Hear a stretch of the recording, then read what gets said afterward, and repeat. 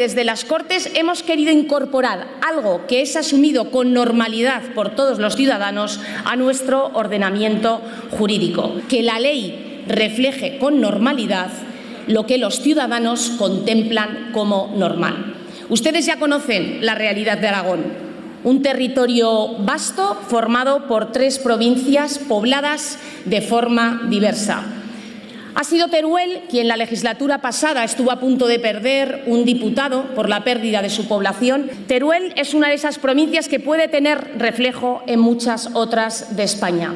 Provincias que durante décadas cedieron lo mejor que tenían, su capital humano. Y por ello hemos querido que todas esas gentes hoy tengan garantizada su representación y que los desequilibrios territoriales no sean aún más profundos, abran más brecha y más desigualdades.